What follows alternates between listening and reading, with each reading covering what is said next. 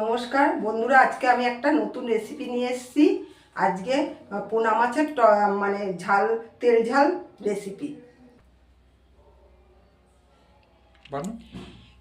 দেড়টা পেঁয়াজ নিয়েছি, দেড়খানা রসুন নিয়েছি, হলুদ নিয়েছি, নুন, এই লঙ্কা নিয়েছি, চিনি নিয়েছি, নুন নিয়েছি। পেস্ট করে নিচ্ছি। আমি পেঁয়াজটা পেস্ট করে নিচ্ছি। আমি রসুনটা পেস্ট করে নিচ্ছি। মাছটার মধ্যে হলুদ দিচ্ছি,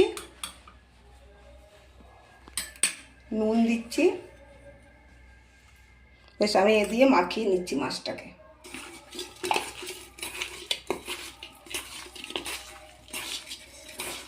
এরপরে আমি কড়াইতে তেল দিচ্ছি। দাঁড়া, আগুনটা ধরিয়ে দেবো। ইটা কই, লাইটটা। আমি আগুনটা ধরিয়ে, কড়াইটা গরম হয়ে গেছে। আমি এখন কড়াইতে তেল দিচ্ছি। কড়াইতে তেল দিচ্ছি। এটা গরম হয়ে গেছে, আমি মাছ দিয়ে দিচ্ছি।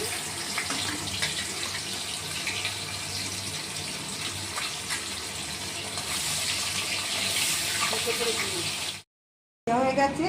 এখন আমি তেলের মধ্যে কালো জিরে দিয়ে দিচ্ছি। কালো জিরে দিয়ে দিচ্ছি, 2 চামচ পেঁয়াজ বাটা দিলাম। 2 চামচ সব কিছুই দিয়ে দিচ্ছি পেঁয়াজ বাটা।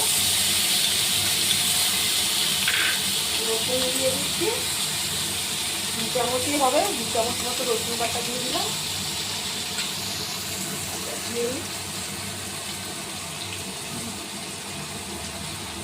নুন দিয়ে দিচ্ছি,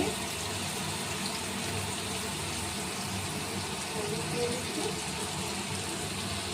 দিচ্ছি না, লঙ্কা দিয়ে দিচ্ছি।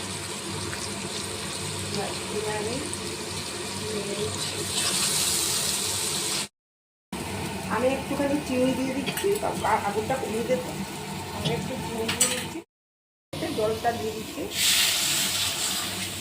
দিয়েছি, এবার একটু ফুটে উঠলে আমি মাছ দিয়ে দেবো। ফুটে গেছে, আমি একটু মাছগুলো দিয়ে দিচ্ছি।